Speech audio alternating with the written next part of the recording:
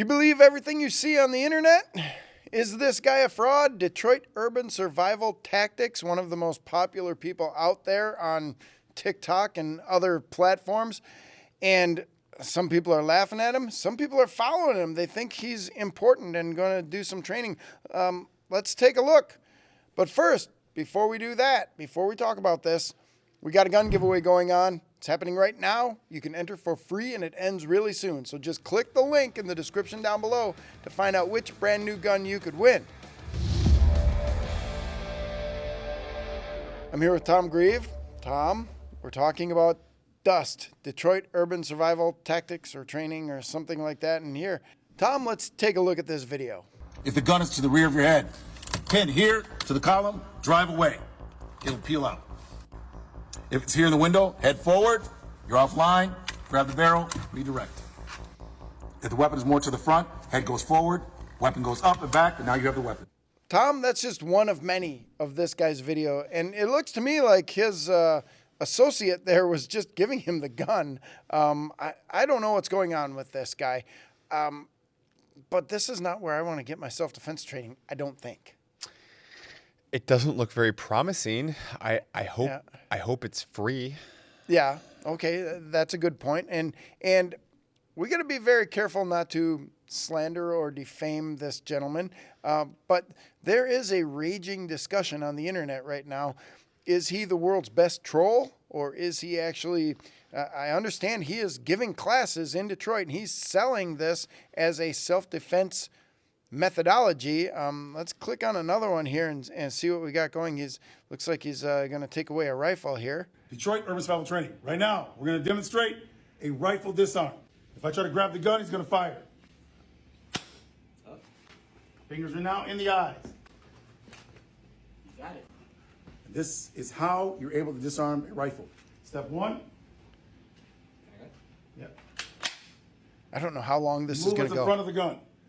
Step two, pass your hands forward, maintaining positive contact so they can't push the gun into you or butt striking. Fingers go into the eyes, driving their face back. Hand goes to the grip, return the weapon. This intelligent option increases your survivability. He just said this intelligent option increases your survivability. I've been through at least one training class with someone I respect about weapons disarm, and we had a little bit of training, what I would think is not enough, in the police academy, but I've never seen anything like this, and I don't think it's something I would want to try with anything other than an airsoft gun, certainly. I grant you this. It's better than standing there and being shot. Good. How much better it is, I don't know. Mm-hmm. I mean, it helps when the bad guy lets go of the gun. Yep. It helps when they don't pull the trigger, and it helps when they stand still. But I wonder if there's a video out there of what would happen if somebody pulls the trigger and backs up like half a step. Yeah, and just moves. Just I think there is one.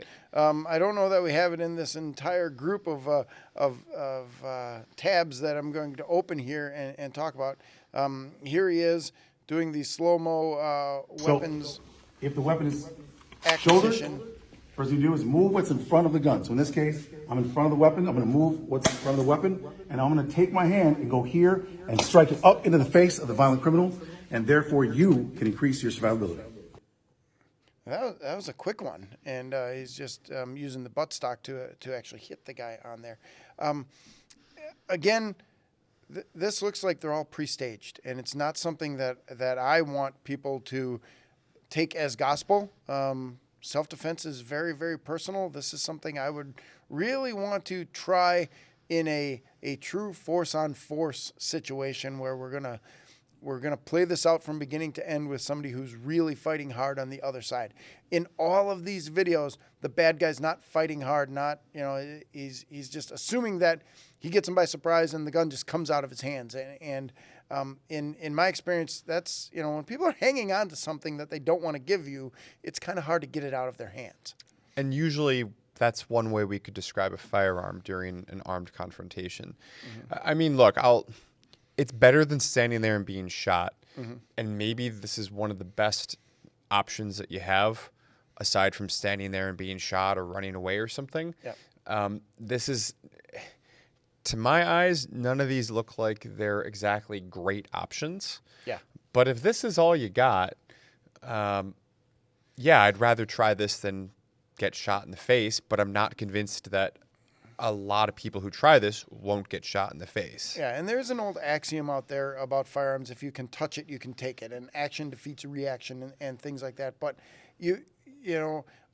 my goal, and I've never been in a real live situation like this. My goal would be to not have the weapon pointed at me. So if I can get a hand on it and get it pointed in a different direction, then I'm going to be using all of my strength and any of the skill that I have to either keep both hands on the gun and strike with my knees and put as many blows onto this person as I can.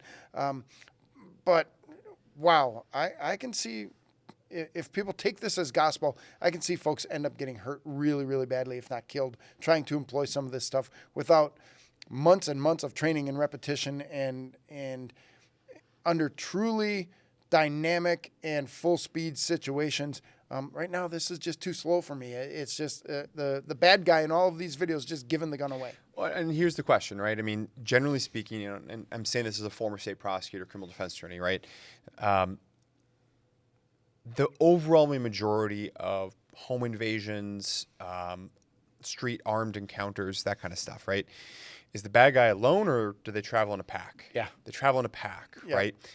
There's examples where that isn't the case, but by and large, let's play by the numbers, right? Mass shootings are a real thing. Those tend to be lone individuals, but that's if you hear hoofbeats, you're thinking a zebra is not well, in Wisconsin we would say deer. Yeah. But horses, as the expression go. In other words, let's lean into the statistics. If you're actually in kind of a street crime encounter, you're facing multiple assailants. Yeah. Most of the time, their intention was not to go out and murder someone. Mm-hmm. And I'm not trying to suggest that you shouldn't treat them as a deadly threat, to be clear. But most of the time, that's not what they're trying to do. They're trying to get something, property, money, whatever it is, right? Oftentimes, if you go along with it or something else like that, I'm just leaning into the statistics. I'm not trying to say this is a great philosophy or anything like that. But there's an argument that many people make that is going to be statistically, on the whole, your best way out. Yeah. We all know what people say about drawing on a drawn firearm. In a real life encounter, you're probably outnumbered 2, 3, 4, 5 to 1 or something like this. Mm-hmm. And while you're going through your multiple point, high hand dexterity contact, all this other kind of stuff, I don't think this is going to turn out too well for you. Yeah. And I'm not suggesting always let the bad guy win. I'm not suggesting that that's fair or right. But if I'm surrounded by 6 guys and multiple firearms on me,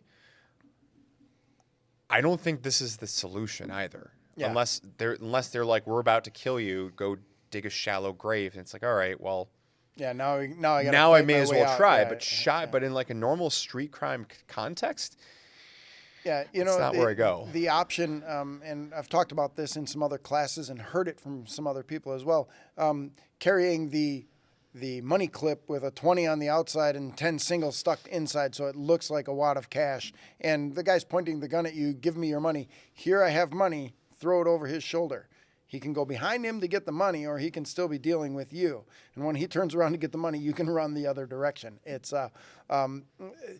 there are other options than trying to take that gun away, and I think it's something that people need to watch very closely and consider very seriously if they are going to accept this guy as the new model of what urban survival should be. Fighting against somebody with a drawn and trained firearm square in your chest is not the statistically best option. Yeah. And you know what? If this is all you got and you're convinced they're about to kill you, game on. Yeah, then right? Fight with everything you Fight with everything you've got, right? Give him hell. But I'm not convinced that this represents anything even close to halfway of the situation. I mean, this is a really small minority. My concern is that there would be a tremendous amount of miseducation to the public about what would be the appropriate response. And I think that's one of the things that people are getting on him for. Yeah, absolutely. Well, thanks again, as always, Tom. And folks, I want to ask you to give us some comments down below. Tell us what you think about Detroit Urban Survival Training. Let us know in the comments, and we'll talk to you more about that. So thank you for watching all the way to the end of this video. Quick reminder, we have a gun giveaway going on, and it ends really soon. All you have to do is click that link below and reveal which brand new gun you could win. I'm Kevin Michalowski, Director of Content for the U.S. Concealed Carry Association. If you like videos like this, please subscribe to this channel, share these videos everywhere, click the notification bell, and we'll let you know every time something new comes out. Stay safe. We'll see you in the next video.